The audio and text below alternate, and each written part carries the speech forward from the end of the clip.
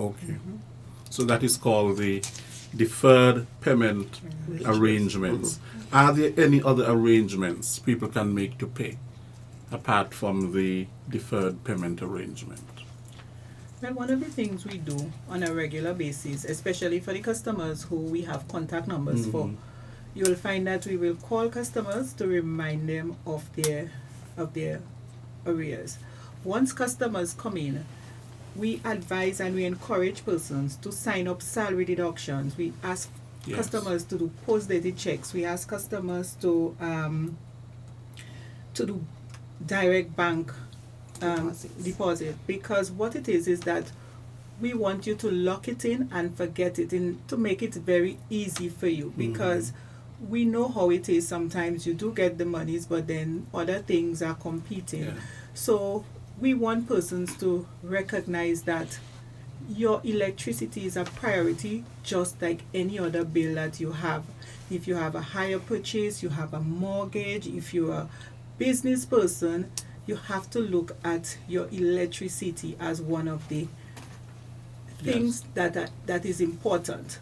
At present, some persons look at it, like I said before, it is the government. So we will pay everything else and we will pay the electricity last.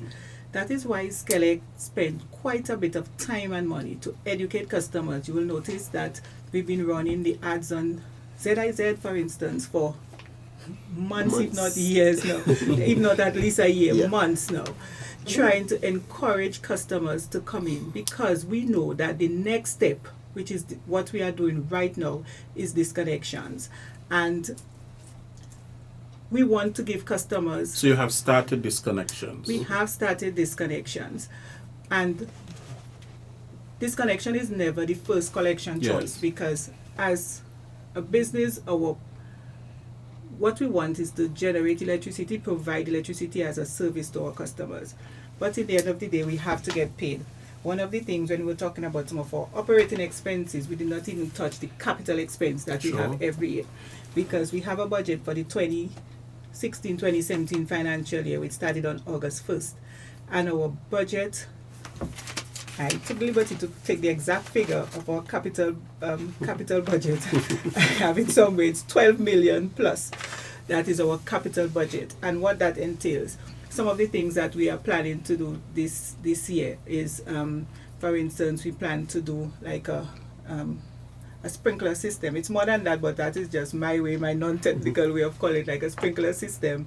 I think this is up at our generation plant. Then we have other things that are coming on stream, because as you mentioned, we have so many new businesses, developments like the hotels and so, coming on board. And while we are not operating right now at our max capacity, and the persons from generation would be able to speak more to what our max capacity is, but while we are not operating at our max capacity, we do not necessarily want for all our new projects to come on stream, and they have given us, we have estimates of what their needs will be. So based on that, we have already begun planning for the need to put in extra generating capacity up at our power plant. So those are some of the things that we have on stream to do. And like I say, our revenue source is what we bill out to our customers and other revenue that we generate from miscellaneous revenue. But our major source of revenue is the electricity that we sell to our customers. So we expect to be paid. So we are doing the calls, we are doing the letters, which Sanchi, I am sure will stress on. And one of the things we have started to do is disconnections. Now, you are the finance manager at SKELEC, so you are very familiar with the economic health of that corporate entity. And I think I did ask a question before about, are you operating at a deficit? The answer is that over the 5-year period, I think there have been probably one, for most of the years, yes, we have been operating at a deficit, yes. And so it becomes even more important definitely that to collect. Definitely. And you really, as you correctly said, that is where most of your revenue come from. People actually paying their bills, apart from the miscellaneous monies and so that that you collect. You know, I mentioned earlier about the difference between a private company and a public company. You know, sometimes when you're with the government and so on, and the, election is coming up, and so, the government is not going to cut off anybody current because, of course, they need the votes and so on. Can SKELEC afford to operate like that? No. Long and short, no. No, because, we okay, let's be real. Let's say line flow, sorry. The cable. Yes. Persons pay them. They make their monthly obligations and they pay line, they pay thing. So that is that's how we want persons to treat SKELEC. You're making out your budget by the month. You're saying, okay, I have to pay I have to pay line X, top up my phone X, and cable Y. Put SKELEC. If you want to put SKELEC X at the top, at least have us there on your budget, But we'll rather be at the top, so pay us first. Because really and truly, if you get disconnected, no matter how much you pay cable, you can't see your television, so it don't really matter. You can't top up your phone. So really and truly, pay SKELEC first, it would be it's a good help. It seems like you're having quite a task with this, because it is apparently changing a particular culture. That we have inherited. SKELEC inherited a particular culture, and so on and so on. I must applaud you though for beefing up your public relations and your customer service efforts. Have you actually yielded or seen the results of this since you have done so? For example, I know that Gawain is public relations officer, and Sancho, your customer service manager, and so on. Could you speak a little bit to some of the improvements that you would have seen? Because some persons would have been affected positively with you reaching out to them. Definitely.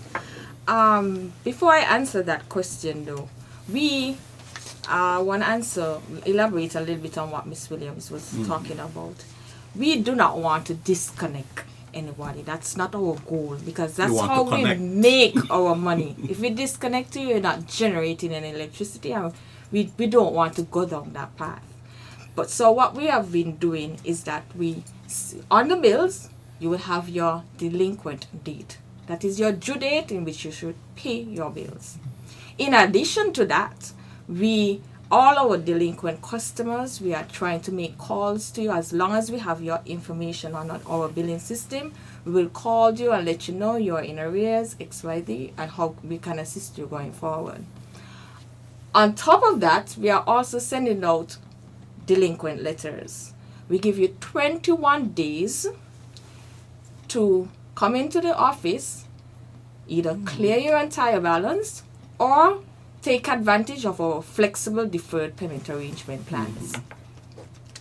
On the 21 days, we still give you another notice, which is your final notice. You have a grace period of 7 days, where we tell you this is and within that 7 days, you are still up for immediate disconnection. Right. At any time within those 7 days, you're up for immediate disconnection.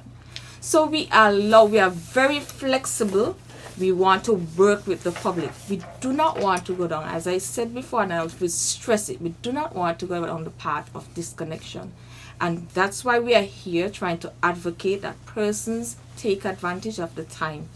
Come into us, visit us. We have not done disconnection, and I don't even want to mention the period of time, how long we have not even done disconnection.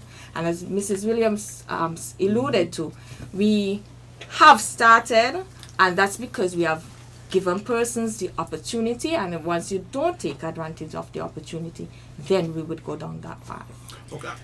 I just want to add something, Mr. Williams, because one of the things some customers have been saying when it's time to disconnect them, they are saying, oh, we didn't receive a letter.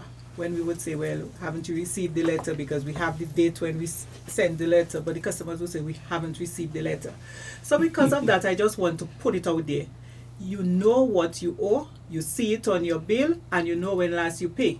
So even if you do not receive a letter, you could still see the disconnection van, because when you see it now, we do not want you to say you do not see a letter, because we don't have to send a letter to anybody to disconnect. Once you owe, you can be disconnected. But this is just, we are doing that because we want to give customers the opportunity. For a long time we have not been disconnecting. Now we have started to disconnect. We really want to give customers the opportunity to come in, because we do not want, one of the things we have been practicing though right now is that once we disconnect you, we are looking for the full arrears. Ooh. Yeah. Full arrears. So Could you say that again? it's one of the things we are practicing now. One of the things we are practicing now is that when we disconnect you, we're looking for the full arrears. So that is why we are taking so much task to make So in order to reconnect, you will have to pay in full. full Yes. arrears plus the Plus the reconnection reconnection fee. fee. So that is why we are doing all this with the letters that Sanchez is speaking to, because when we get to disconnection, that means we have exerted all the effort and we are at this point and you need to pay. Full arrears is what we're looking for. So we do not want to go down that route, and we would much prefer for persons to come to the office, make a payment, make an arrangement, keep to your arrangement and keep current. Because for persons who have made a deferred payment arrangement, you can still get disconnected if you are not keeping to the arrangement. So we just want to sensitize customers. Like Sanchez said, the aim is not to get persons disconnected, because no other utility company, and I dare say in the Caribbean, that is how far I would want to go, is doing what we are doing to ensure that we keep our customers connected. And because of that, we really want persons to embrace all that we are doing and to come in the first instance. Don't wait for a call. Although we are calling customers, do not wait for a call, do not wait for the letter. You know your status. Some persons go as far as saying they don't even open the bill. Oh. They get it, they don't even open. You know, some persons know they don't, because it's just SKELEC. We won't even open the bill. So sometimes they probably don't even open the letter. So we just want you to come in. Now you have made a smart move in installing your smart meters. And some people have said that those meters are very smart. So, what was the drive to install these meters? Have you completed this task? What is left to do? Okay, the drive behind it was, well, basically what we had is we had possibly 5 to 6 different meters on the island, different models of meters on the island. So one, it was to get at least one model for everyone. 2, it was to, as we know, our aim is to become more and more efficient, and smart meters would help us to do that, because they read themselves basically and send the information in. They allow us to know when a particular area is out of electricity, well, when they're functioning, Yes. when we install them fully. Now when a particular area or even a customer is out of electricity, they allow us to track, like, even person stealing electricity, stuff like that. Oh. So and the whole smart home technology that's coming online, whereby you could see how much electricity your fridge is burning, your computer's burning, and turn off your lights and all those kind of stuff. All these things work with a smart meter, but this stuff is further down the road. So it was to get it. The aim of it was to really improve our efficiencies, because So we it are is smart in a good way. grid. Yes, it's smart in a good way. It's but personal, our culture. So they have it like that. So we have basically, we have almost fully completed installation of our residential meters, and for smart meter end, and we are going into the commercial phase, because the 3-phase commercial meters. So we'll be installing those shortly, and we should be on our way to completing the project, wrapping up the project soon. So then you'll have, what we have is a smart meter and smart grid, whereby the meter, because we could have a smart meter and a dumb grid, whereby the meter just function as a regular meter and it doesn't speak to our servers in SKELEC. So we have the smart meter and smart grid, whereby the meter speak to the server speak to the billing system. So everything operate as one, so it will enable us to be able to get the reading quicker, get the reading more efficiently, bill you quicker, and a much faster turnaround time, and help us to know, like, if a certain area is down, then you'll be able to lock it up, lock it to, and say, okay, well, Because sometimes we don't know if an area is done if it's a small area. Because Yes. it won't show up on our system. If it's a Okay. very small, like an alley with like 4 or 5 homes, we won't know. But the meters, if we see 4 or 5 meters just go off, then we know, well, there has to be an Electricity is issue. out. Yes, Mhm. there have to be an issue. So it's just a way for us to be able to get persons, because again, we only make money when the meter is spinning. So if the meter is off, we're not making any money, we can't bill people. So then it's a way for us to get the meters back online as quickly as possible. Fix the issue, get them back online as quickly as possible, get the persons back with electricity. Okay. So- In terms of percentage, what would you say in terms of the homes that now have the smart meters? I What would percentage of s- homes? I would say almost 85% of the residential 85%. customers have smart meters. Okay. I would also like to take the opportunity to encourage persons Yeah. who don't have the smart meter. We know some customers have their meters in their homes, in their closets, etc. We want you to come into the office and advise us that you don't have a smart meter, and we will figure out the best way possible in where we can get your meter installed. Now, we are only responsible up to the meter point. Anything behind of the meter is the customer's responsibility. However, we would try our best, as I mentioned, to assist you in getting that meter. So we want to encourage persons to come in, if you don't have a smart meter, to come in and advise us. Additionally, we have some customers we have not been able to change your information to reflect your physical meter that is out in the field. And so we want you to take a look at your bill. If your meter that is on your bill is not the same meter that is on your property, come in and advise us so we can make regularize those irregular activities. I just made a note while she was speaking that one of the beauty about the smart meter is the fact that it will be integrated into our e-base. Our Oh, yeah, that's true. yes. So I'm not sure if Gawain would like to speak to that. Yeah. So, say today is the 17th of thing. We know we might have built like some areas we read like Sandy Point and Newton. We read a few days ago. But say you live in Millennium. Yes. So now you can go online like right now, log into eBiz. Well, not now, but when the meter is up and running, log into eBiz, and you will be able to see your reading in real time. So you'll be able to know, well, from the last reading to now, this is how much I've used. Exactly how much on a daily basis. Okay. So then you could say, well, Monday I was on Tuesday, what happened or whatever the cases are, this is how much I'm using. So you'll be able to control it a lot better. And well, something, and another thing that smart meters can do, which is something I guess we're tying with still, is prepaid service. So that is something we're looking at in the future. So you could top up your meter, put on $100. You decide, well, this is my monthly. This is all I'm going to use for the month. $100. We stop it, and that kind of feature. So that's what we want to implement soon.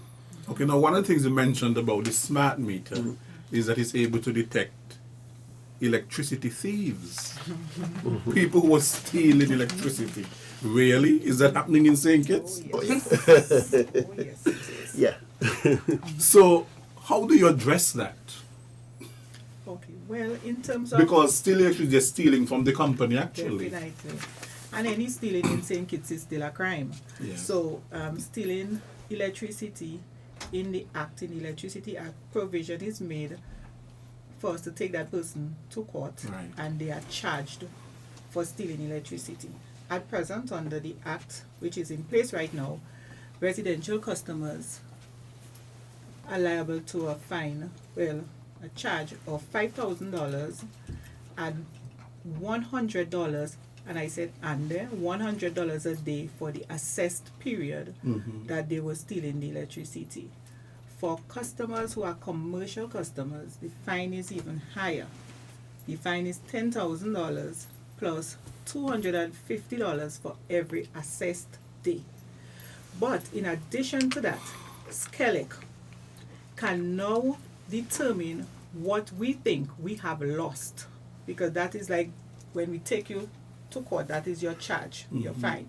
But as a company now, we can assess what we have lost, basically looking at what your reading is, and then we decide what it is we think that you were stealing from us, so we can look at what you used to use and what your usage would have come down to. And based on that, we can now assign you an amount that you now have to pay. Okay. So that is in addition to the fines that we have mentioned. Mhm. And not to mention only that it is unsafe to be tampering with electricity like that and to be trying to run things here and there, because persons can get electrocuted. So anyhow you look at it, stealing of electricity is definitely not only dangerous, it is wrong, and it will end up costing persons who are doing it much more than they would like to believe it can.